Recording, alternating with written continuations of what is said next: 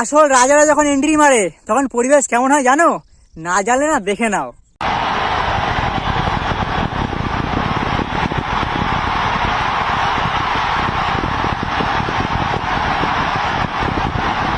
হ্যাঁ, আসল রাজারা যখন এন্ট্রি মারে না পরিবেশটা ঠিক এমনই হয়, পুরো জমজমাট। এরা না কারোর উপরে শাসন করে রাজা হয়নি, এরা মানুষের মন জিতে রাজা হয়েছে। এরা হচ্ছে আসল রাজা। কালকে ভারতের ক্রিকেট দল বিশ্বকাপ জিতে ভারতে ফিরেছে। শুধুমাত্র তাদের ওয়েলকাম করার জন্য কোটি কোটি ভারতবাসী ঘন্টার পর ঘন্টা ধরে রাস্তায় দাঁড়িয়ে ছিল। এটা হচ্ছে ভারতের ক্রিকেটের প্রতি আমাদের ভালোবাসা, আমাদের ভালো লাগা। এর থেকে কিন্তু বোঝা যাচ্ছে ক্রিকেট খেলাটা শুধুমাত্র একটা খেলা না, আমাদের কাছে আবেগ, আমাদের কাছে ভালোবাসা। ক্রিকেটের জন্য আমরা যা খুশি তাই কিন্তু করতে পারি। যেমন আমরা বিশ্বকাপ হারলে দুঃখ পাই, বিশ্বকাপ জিতলেও কিন্তু পুরো মন খুলে আমরা আনন্দ করি। আর এরা না কেউ ফেক সাপোর্টার ছিল না যে টাকা দিয়ে চলো ভিড় বানানোর জন্য যায়। এরা ছিল অরিজিনাল সাপোর্টার্স। এরা ভারতীয় দলকে মন দিয়ে ভালোবাসে।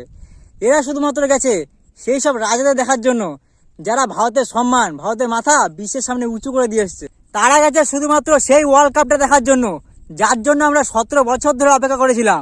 তারা গেছে শুধুমাত্র সেই রোহিত শর্মাকে দেখার জন্য যে বার্বাডোসের মাটিতে ভারতের পতাকাকে গেড়ে দিয়ে এসছে। তারা গেছে সেই বিরাট কোহলিকে দেখার জন্য যে বিশ্বকাপের ফাইনালে সবথেকে গুরুত্বপূর্ণ ব্যাটিংটা করেছে। তারা গেছে সেই সূর্যকুমার যাদবকে দেখার জন্য যে ফাইনাল ম্যাচে সবথেকে গুরুত্বপূর্ণ ক্যাচটা ধরেছে। তারা গেছে সেই অক্ষর প্যাটেলকে দেখার জন্য যে ব্যাটিং আর বোলিং দিয়ে পুরো বিশ্বকাপটা মাতিয়ে রেখেছিল। তারা গেছে সেই জসপ্রীত বুমরা, হর্ষদীপ সিং, রবীন্দ্র জাদেজা, কুলদীপ যাদবকে দেখার জন্য যারা নিজেদের বোলিংয়ের জাদুতে পুরো প্রতিপক্ষ দলকে কাঁদিয়ে ছেড়ে দিয়েছে। তারা গেছে সেই হার্দিক পান্ডেকে দেখার জন্য যার হাত ধরে আমরা ওয়ার্ল্ড কাপটা জিতলাম। আর সবশেষে তারা গেছে সেই রাহুল দ্রাবিড়কে দেখার জন্য যে ভারতের মতো চ্যাম্পিয়ন দলকে শেষ পর্যন্ত চ্যাম্পিয়ন বানিয়েই ছাড়লো। শুধুমাত্র যে আমরা চ্যাম্পিয়ন হয়েছি সেটা না, কিন্তু আমরা এই ওয়ার্ল্ড কাপে আনবিটেন ছিলাম, একটা ম্যাচ হারিনি। গ্রুপ স্টেজের ম্যাচ, সুপার 8-এর match, semifinal match, final match, সব কটা ম্যাচ জিতেছি, তারপর চ্যাম্পিয়ন হয়েছি। মানে বুঝতে পারছো, এটা কিন্তু কোনো সহজ কথা না। কিন্তু এই জন্য বলছি ভারতের ক্রিকেট খেলাকে সাপোর্ট করো। শুধুমাত্র ক্রিকেট খেলা না, প্রত্যেক খেলাকে সাপোর্ট করো, প্রত্যেক খেলোয়াড়কে সাপোর্ট করো, যেটা কিন্তু আমরা এইবার কিন্তু করতে পারিনি। তোমাদের নিশ্চয়ই মনে আছে আইপিএলে হার্দিক পান্ডেকে আমরা কীভাবে ট্রোল করেছিলাম, ছাবড়ি, কালুয়া, লাস্ট পর্যন্ত কুকুরের সাথেও তুলনা করেছি। আমরা কিন্তু একবারও ভাবিনি যে সেই খেলোয়াড়ের মনে কি যাচ্ছে। কিন্তু শেষ পর্যন্ত সেই খেলোয়াড়টাই আমাদের ওয়ার্ল্ড কাপ জিতালো। আর ওয়ার্ল্ড কাপ জিতানোর পরে কাঁদতে কাঁদতে বলেছে যে এই 6 মাস আমাকে প্রচুর ট্রোল করা হয়েছে, আমার নামে প্রচুর উল্টোপাল্টা কথা বলা হয়েছে, কিন্তু আমি তার কোনো জবাব দিইনি।